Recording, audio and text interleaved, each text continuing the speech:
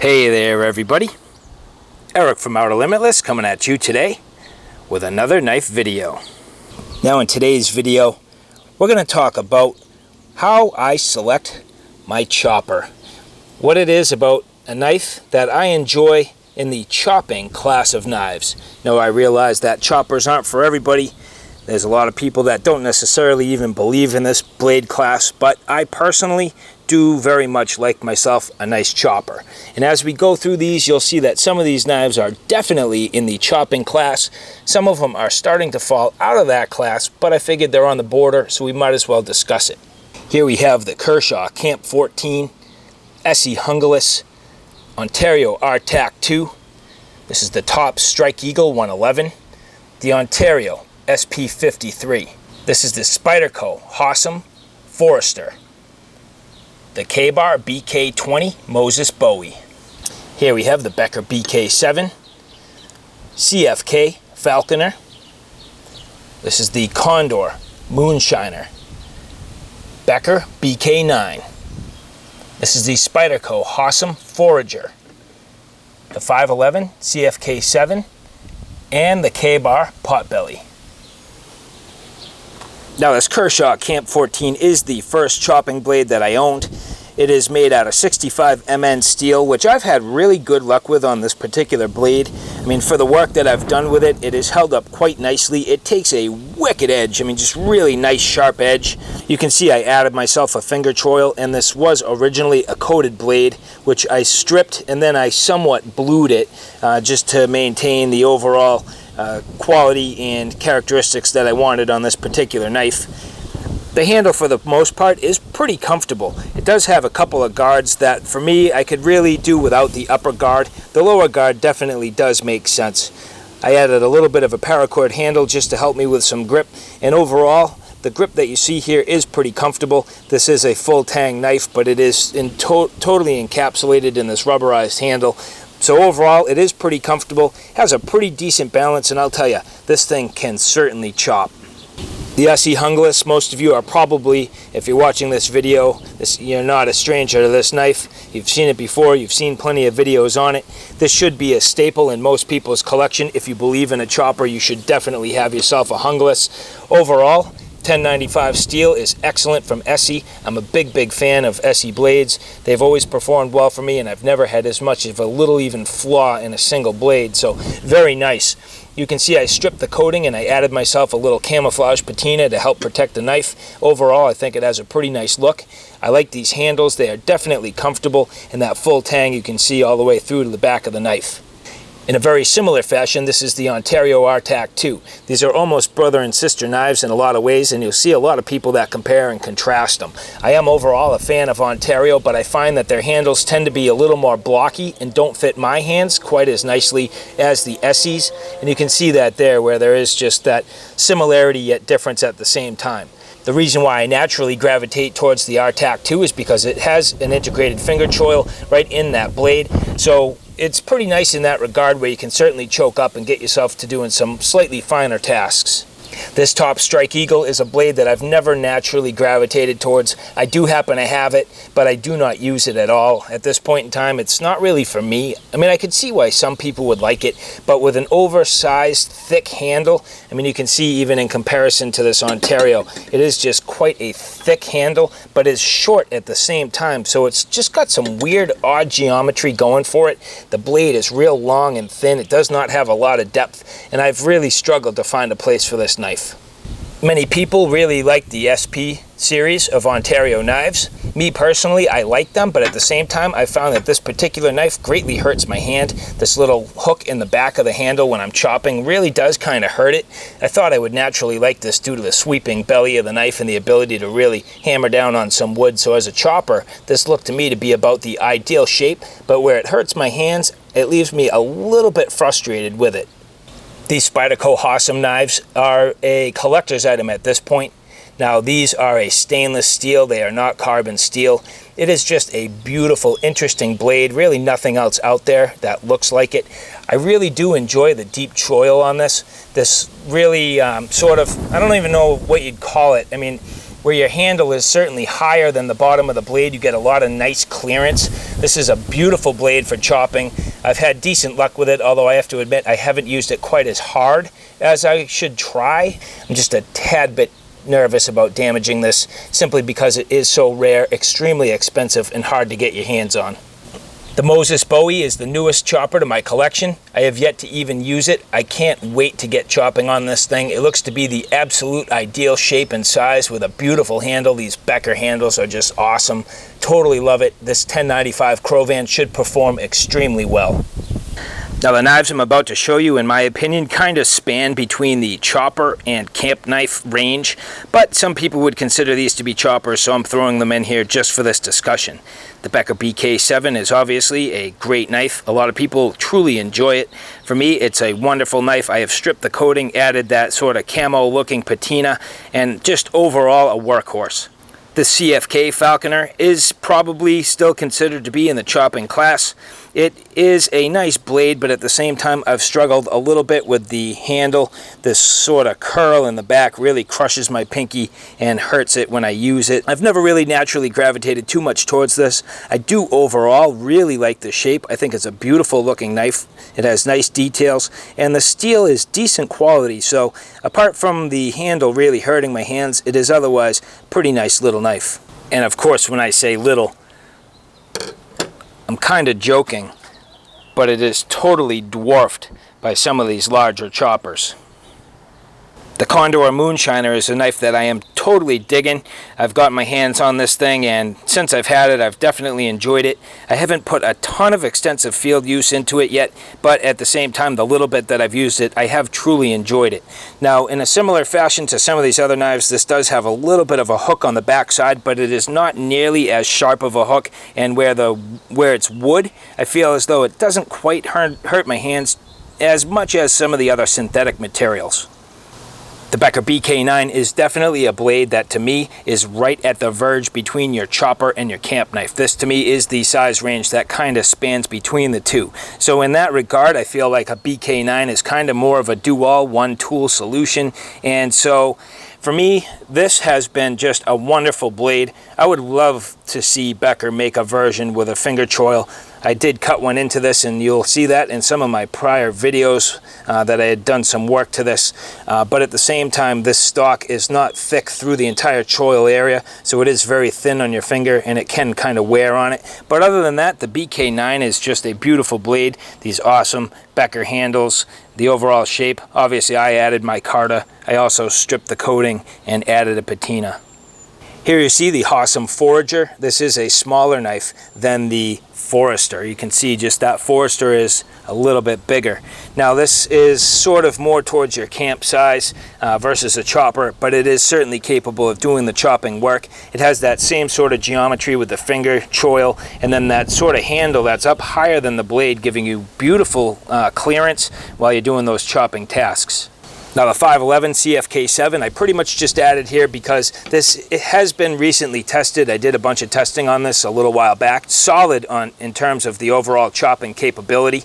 The Kbar Potbelly is sort of a blade in its own class. I mean, I don't even know what to consider this. Is it a camp knife? Is it a field knife? Is it a chopper? Kind of like a do-all type of design.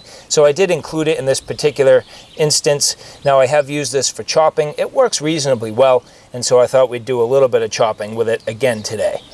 Now you can see here where I'm set up. Basically, I have myself a 6-inch log. What I'm going to do today, I'm not necessarily going to compare one knife versus the next. This is not going to be an overall comparison of how one performs versus another. Rather, it's just going to be an overall feeling on each one particular knife, how it feels in my hand, what it does to the wood, and how it overall kind of behaves. So maybe I'll do a comparison another day, but for today, I'm just going to take some of them, hack around a little bit, and let's see how it goes. Now each and every one of these blades does have the ability to add a lanyard. For the most part, I'm going to try to use them without the lanyard just for this particular case. Now this is the Kershaw Camp 14. I'm going to give this thing a couple of whacks and let's see how we do. I mean, you can see right there just immediately incredible deep bite. Just a really nice long cut. I mean, this log here is over 6 inches in diameter. That thing just pounds down into it. You can see here just how much bite it has, where it's really just going to kind of wiggle on that wood, and this blade has more than enough length to span the entire thing.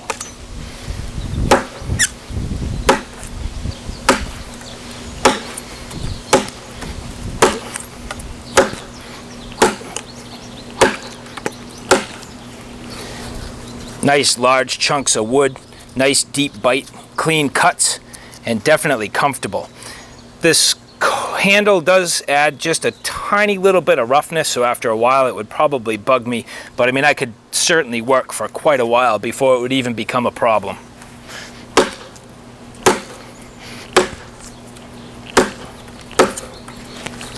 Again, just nice, big, healthy chunks.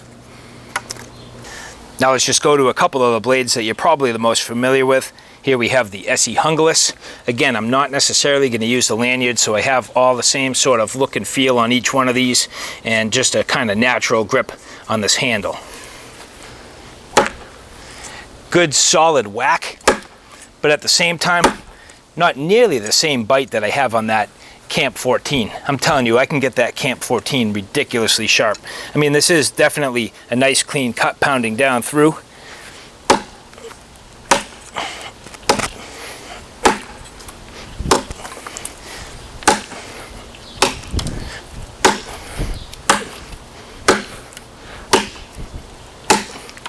The other thing too is, you know, I'm pretty good at getting my blade sharp, but this is one of my more used blades, and I don't remember if I recently touched it up. I mean, it feels very sharp to me, and this is the original edge geometry. It does feel nice and sharp, so that should not be the problem. I mean, again, it's doing a good job. It's blasting apart the wood here very nice.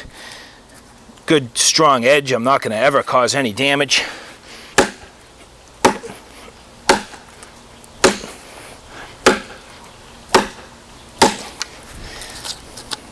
Not bad. Taking a quick look here at the Ontario RTAK II. Again, very similar to the Junglas, but in this case the handle is a little bit bigger. And it's a slightly different steel. I should mention that I believe this is 5160 and not 1095.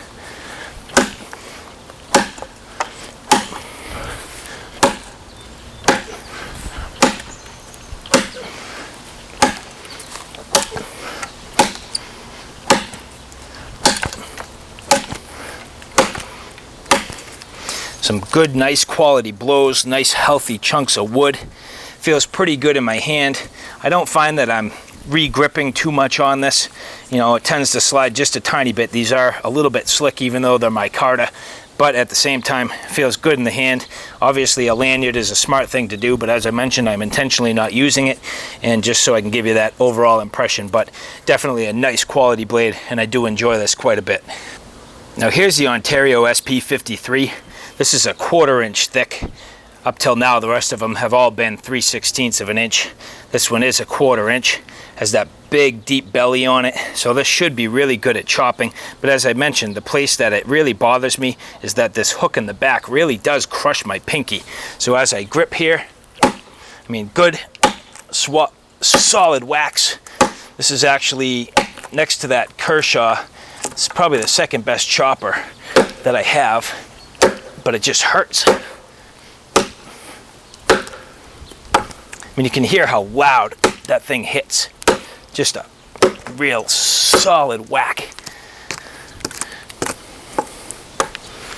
This is good too for clearing off little chunks like this. Clear this out, try to get it a little bit back to flat here. Feels good for this type of work. Nice little controlled action here.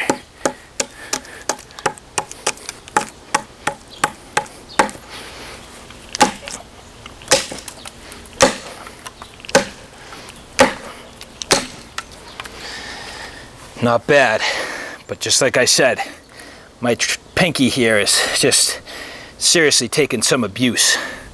Now this blade here is one that I've really wanted to use for a long time. I have yet to even slice with it, and now I finally get to do some chopping.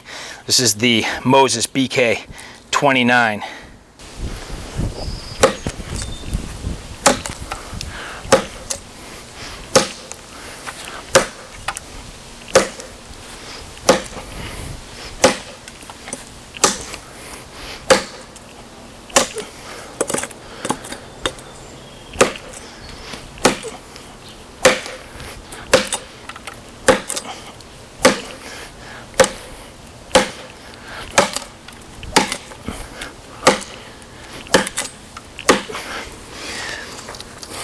Overall, it feels pretty good. Has a nice balance.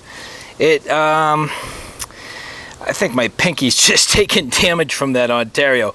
My pinky still kind of hurts, but you know, I think at this point, if I could rotate the log, it might give you a better inkling as to how hard this is hitting. Now, it's not biting nearly as deep as a couple of those other blades, but again, I think it's because now I'm down into some of this chopped wood already. So I'm just going to do a quick spin here on this. Let's try it again.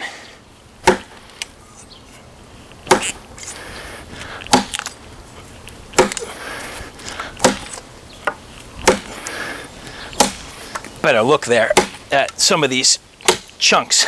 I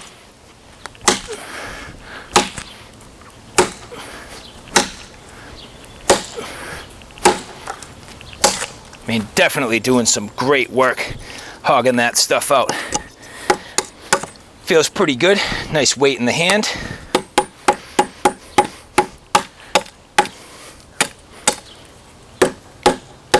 Not bad. Now here's the Hossom Forester. A lot of people don't think of stainless steel as being used in choppers. Now this is N690 CO.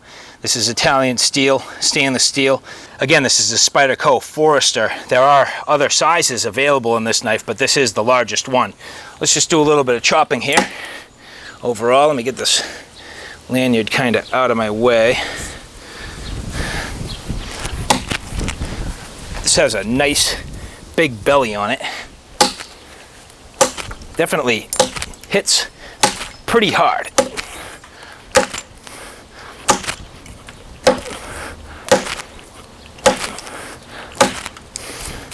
You spin this log here.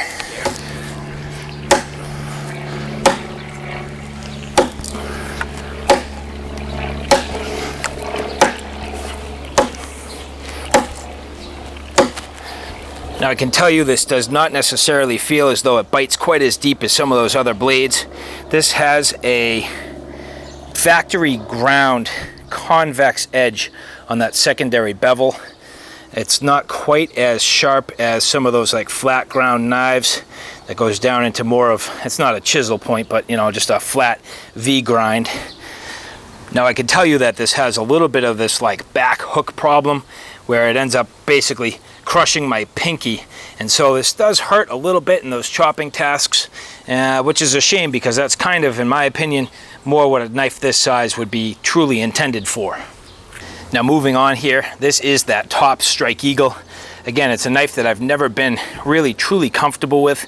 If you look at how short this overall handle is, the problem I have is that basically in the chopping position, I can't really fit my hand in here. It's too tight up against the back side of this pommel where you see that lanyard hole. And then this is not really the intended chopping position to index your finger in that choil. And I mean, I can chop like that, but then I end up spanning my fingers out and it creates a little bit of a hot spot right in here where my finger rubs. So this knife to me, I've never been able to take a real liking to. And for something that's supposed to be a chopper, I mean, it's awkward. I mean, right now I'm just trying to get myself started and get going in the right direction here, and I'm like conflicted about how to hold it.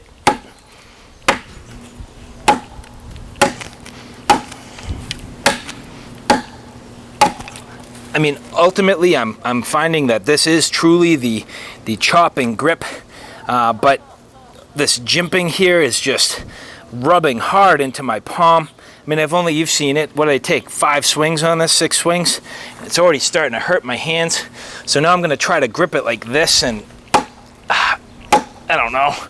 That's not natural, and I already am tending to come back to here. So this for me just has quite honestly never really worked at all. And I can't say I like it really one bit.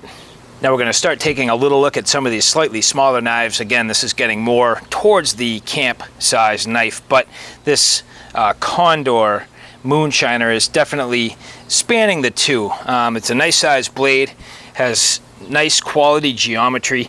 I like this deep bevel on the bottom of it. It seems to be ridiculously sharp, and so I feel like this should do a pretty good job in terms of chopping.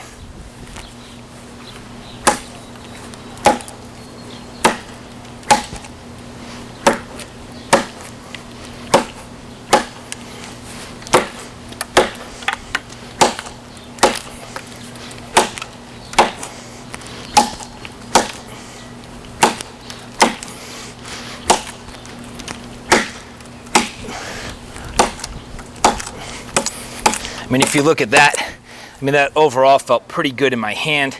A little bit of that hook issue, but definitely a nice solid grip. That thing was blasting through the wood. It's a nice weight where it's got enough heft, but it's not overly heavy. Feels reasonably balanced. This is not a finger choil, but you do have an area where if you wanted to grip the knife for some closer tasks, you could certainly get in there and do it. So overall, the little bit that I've used this, I am very impressed. I like it. It feels good. Kind of makes me want to take it out and use it a little bit more. Now, I'm sorry about the next couple of clips. I had a little bit of technical difficulty here with the microphone, but I'm just going to annotate this and hopefully get my point across. Now, the Becker BK9, in my opinion, is the exact blade size that spans between a chopper and a camp knife. This particular blade has great balance, feels excellent in the hand. I really like the Becker handles. Now, while chopping, it fits really nicely inside my hand, even without the lanyard, and I find that I don't have any significant fatigue while I'm working with it. Overall, the blade sits nicely in my hand, doesn't tend to slip out, and is a very comfortable grip.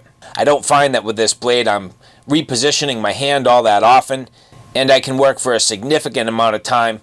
Now, because of the overall blade weight, I do not find that I have really any significant fatigue. In fact, here you can see I work for quite a long time going at it, just with good controlled motion. I don't need to overswing. Some blades you really need to hammer on. This particular blade, I don't find I ever need to really overswing or work too hard. The blade's capable of doing a lot of work by itself. It has a nice deep bite and is able to move some really significant amounts of wood without too much trouble. Now, the Becker BK7, most people would not necessarily consider to be a chopper, but I kept it in this class because you can definitely use it to chop. I think it looks like a good comparison coming up against the BK9. Obviously, it has the very same handles as that BK9 and also the Moses Bowie, but obviously it does not have the same length or overall chopping capability. It is a very wieldy knife, has some overall good size to it, but just not a lot of mass. You get a lot of nice deep cuts with this knife because it is super sharp, and that 1095 Crovan is extremely durable. Now, what I can find is it overall does not necessarily do quite as good as the BK9, and I find that you almost have to swing harder, therefore pretty much making you work harder. It's nice to have a blade like the BK9 that has sort of that optimum mass. It's not too heavy, but it's also not light. Just a nice quality wieldy size. The BK7's just a little bit light for chopping, but I thought this would ultimately have been a good test, and here you see it doing some solid work. So here we're going to take a look at that CFK Falconer.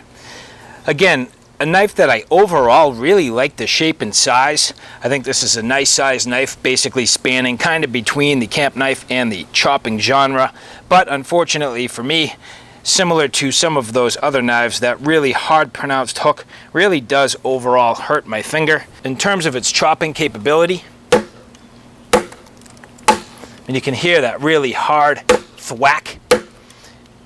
This is kind of hammering a little bit through the wood, more so than chopping cleanly.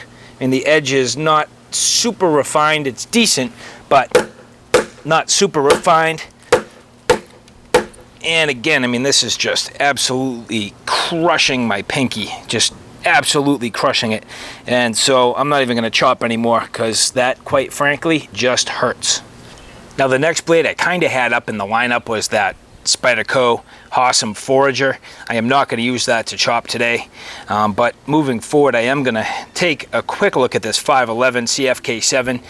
This I have used in the past, and I have a nice video showing most of the different ways of using this knife and in terms of its overall capability. Now, one of the things that this does do a decent job at is chopping. This has a thick 1/4 inch spine. This is actually an SCM 435 steel, which is a type of stainless, and it has a coating over the top. This has a little bit of kind of like a hollow grind to it, so it gets quite fine down at the bottom. This should get some pretty decent chopping going on this log.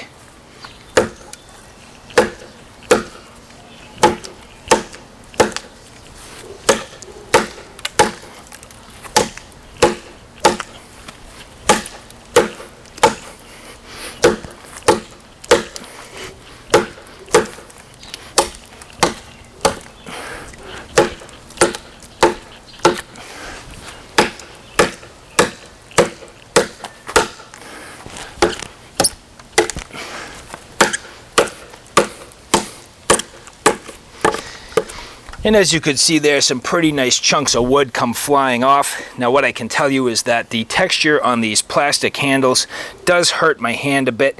And you may be able to even see it's getting a little bit red. I mean, obviously at this point I've tested a bunch of knives and gripped a lot of them, but at the same time I can tell you with some of that heavier chopping, this was doing a pretty good job chewing up my hand. So you need to be careful of things that have a texture like that.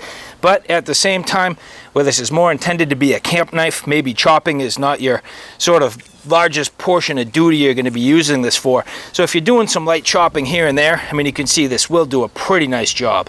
And last but not least, today we're going to take a look at the chopping capability of this Kbar Potbelly. Now I do have another video. If you would like to look at the more in-depth review on this particular knife, take a look back and you should be able to see this in a little more detail in terms of its overall capability on numerous tasks. But here in terms of chopping, the one thing about this knife, it does have multiple different grips. And so when you get back into this chopping grip, you do have pretty much a full 4-fingered grip. So this should do a pretty nice job. Has a full 1/4 inch spine on the top and definitely a good, solid, hard thwack.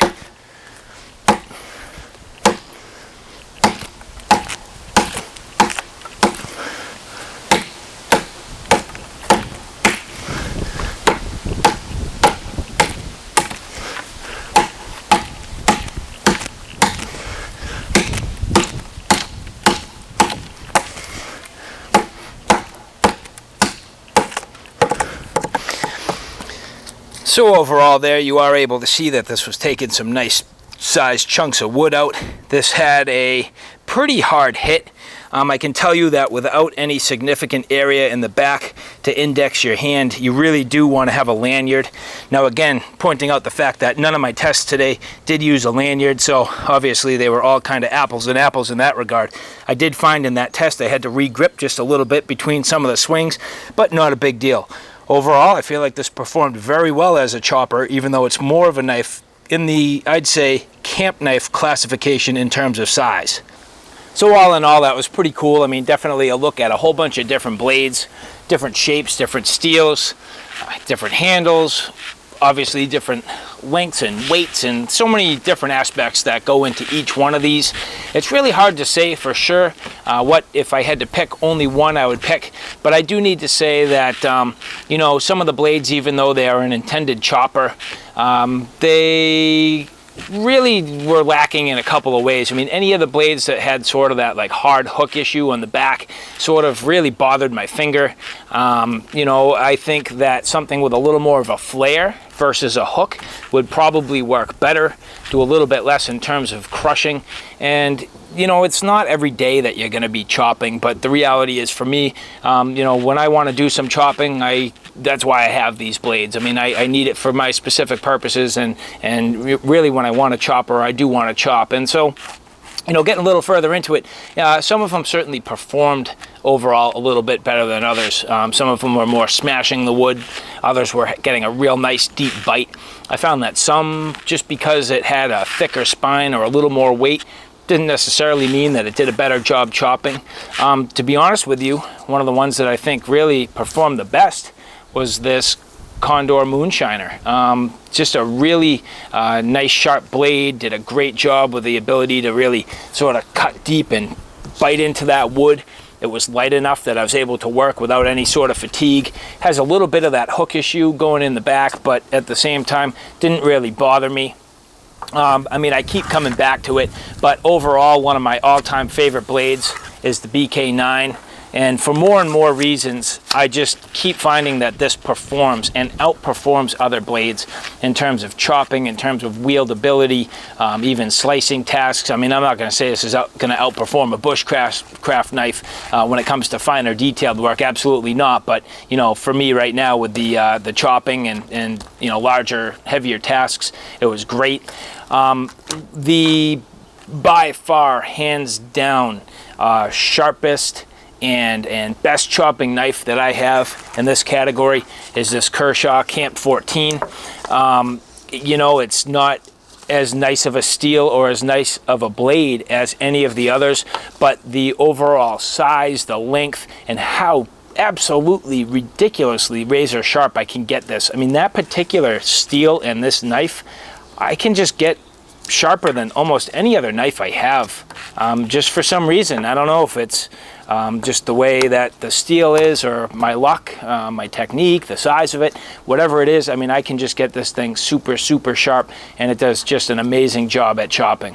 One of the more unique blades, and one that, you know, again, you may not think of a stainless steel for chopping tasks, but this Spyderco Hossom is really pretty cool. The Forester is definitely in a chopping class. It does hurt my finger. Again, it's too bad because I like the overall shape and concept of this knife.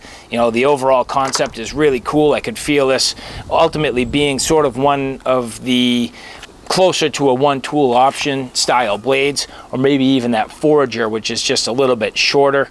But you know, overall, just a little bit lacking where this hook really hurts my finger, and it didn't have quite the bite I would have liked to see. But you know, just definitely a cool blade, a collector's item, and something that I think is very interesting. Now, all in all, one of the things that you really want to consider is the sheath system. That could make or break any experience. Now, I have a few different materials to show you. And so, first and foremost, this Condor does come with more of a traditional leather sheath. It's not necessarily a dangler style, but it will ride reasonably low. So it'll give you the ability to draw the knife with ease. When you get into a knife like the BK9, there are a lot of options. Now, this knife does actually come with the typical crappy ballistic nylon sheath, but there's a lot of outfits out there to give you more of a custom style, and to get into these custom kydex with a leather back and a nice dangler style definitely gives you a better overall user experience. So, you know, when you look at all these across the board, some of them do have better aftermarket options than other, and the BK9 or BK7 are certainly blades that have that option available. Now, a lot of blades you'll see do come with a molded plastic sheath. That's no different for this Kershaw Camp 14. Now, this is actually pretty decent sheath, all things considered. It gives you a ton of different lashing points. It rides pretty low on the belt. I mean, this is quite a large knife, but you do also have the ability to potentially strap this to a pack or have all these holes for different lashing points. So it is quite versatile in that regard, and it also can provide a right hand or left hand carry. Now, some knives, because of the awkward shape, you do end up lacking a little bit in terms of the sheath. Now, unfortunately, this Hossom knife, even though it does come with a kydex, has a little bit of a weak kydex in terms of its retention point.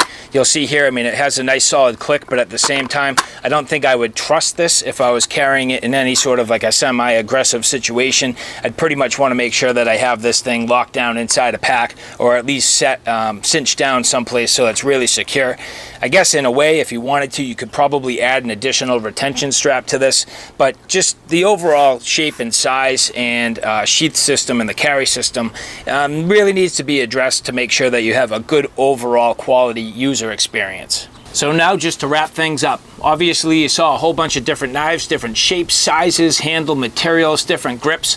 I mean, the main thing that I can say is definitely be careful of that grip. You know, at this point I've had some significant work done. My hand is getting sore at this point, and that is because of the handles on some of those knives. I mean, my pinky got crushed and my hand is sore, but you know, after a whole bunch of work, that's what comes with the territory. So just really make sure that at the end of it, you have a handle that fits your hand. Now, I tend to gravitate a little bit more towards that BK handle style. Also, something like the ESEE Junglas or even the Ontario RTAK II. Not necessarily so much towards like that SP53, where it has that real hard hook on the back side. Some of the other grips had a really just hard plastic handle, things that really ate up my palm real quick. So again, just be real careful when you select a knife. Make sure that it has a handle that's going to fit your style. And finally, as I mentioned, just paying close attention to that sheath. As I mentioned, that could make or break your user experience overall. So for me personally, that's why I tend to gravitate more towards that BK, simply because I end up with a handle that fits my hand, a knife geometry that's conducive to chopping, and ultimately a sheath system that is flexible and gives me the ability to customize if I really wanted to. So all right, guys, that pretty much wraps things up. Thanks for stopping by. I hope you like what you saw. I hope you found it a little bit informative. If you like what you saw, please like, share, and subscribe. And as always, thanks for stopping by. Take care now. I'll see you soon.